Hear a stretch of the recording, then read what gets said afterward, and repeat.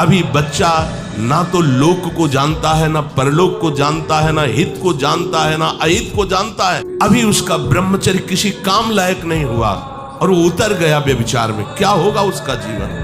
अगर आप वाणी में संयम में रहते हैं ना, वो और भजन करते हैं और सत्य बोलते हैं, तो आप जो बोलेंगे वही होगा। श्रवणेंद्री से गंदी बातें सुने, वाणी से गंदी बातें बोले, रसेंद्री से गंदा भोजन करें और सोचे ब्रह्मचर्य रह जाएंगे।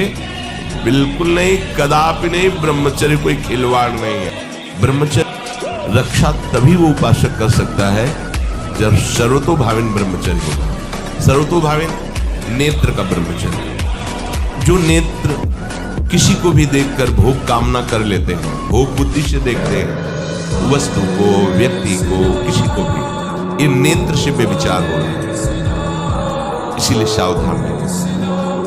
आप किसी का अनुकरण न करें, आप अपनी स्थिति को देखें। अगर आप किसी का अनुकरण करते हैं कि हमने उनको देखा है, वो टीवी देख रहे हैं, तो टीवी में क्या देख रहे हैं, कहाँ स्थिति है, हमें क्या पता। हमको जहाँ पहुंचना उसके लिए हमारे लिए बाधक है, हमें नहीं देखना। और एकांत होते ही फिर जो मन अपना मनमानी करवाएगा, आप नहीं चल पाएंगे। इसलिए नेत्र का ब्रह्मचर्य सबसे पहले शुरू। आपको वो चीज नहीं देखनी, वो बात नहीं पढ़नी, वो दृश्य नहीं। श्रीमद् भागवत में वर्णन है, कोई पशु पक्षी भी मैथुन कर रहा हो, अचानक दृष्टि गई तो मानसिक प्रणाम करके दोबारा दृष्टि नहीं जानी चाहिए। देखो, जिनको प्रारब्धानुसार टक्कर लगनी होती है ना, वो चाहे जितनी सावधानी से चलो, वो प्रारब्ध आकर के दंड देता है। अन्यथा सीम की चाप सके को तासु बड़ रखवा रमापति जाते।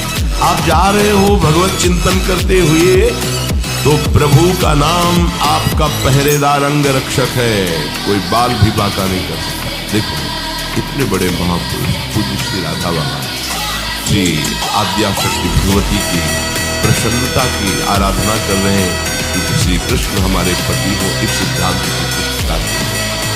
और पैर फिसल जाता है स्नान करने में, पाँव पहने टूटे, अंग टूटे, दवा नहीं लेते, बांस की चाल बांध कर पुनः अनुष्ठान में बैठे।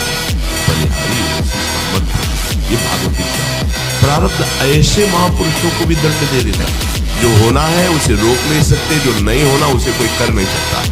अपने आराध्य देव के चिंतन में ज्यादा नेत्रों को इधर उधर दौड़ाने की जरूरत नहीं है। फिर वाणी का ब्रह्मचर्य बहुत बड़ा प्रभाव पड़ता है।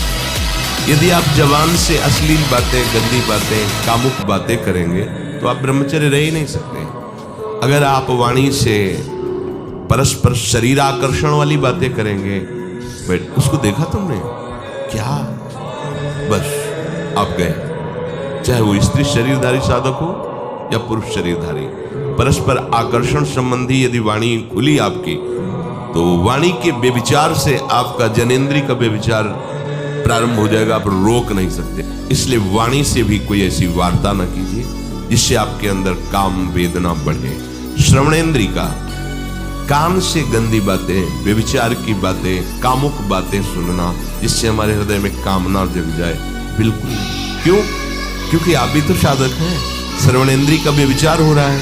आराध्य देव के सिवा और कोई बात कान से सुनना, उसे व्यभिचार कहते हैं। हमारी श्रवणेंद्री का व्यभिचार नहीं होना चाहिए। धर्म की बात, अपने आराध्य देव की शास्त्र सम्मत बात हम श्रवण करें। अन्यथा अगर कोई ऐसा मित्र है जो हमारा साथ में रहने वाला है, कोई किसी भी साधक की को लेकर बात कर रहा है, तो भी हमें कान में उंगली जाए नहीं। हम कोई ईश्वर थोड़ी कि हम किसी को संभाल लेंगे, हम अपने को नहीं संभाल पा रहे, हमारे सामने किसी की बात मत करो ऐसी। तो अगर आप श्रवणेंद्री का ब्रह्मचर्य, वाकेंद्री का ब्रह्मचर्य, नेत्रेंद्री का ब्रह्मचर्य और त्वगेंद्री का ब्रह्मचर्य, अनावश्यक किसी को स्पर्श मत करो। परस्पर विरोधी भाव वाले शरीरों का स्पर्श बिल्कुल निषेध है, किसी भी कारण से न किया जाए।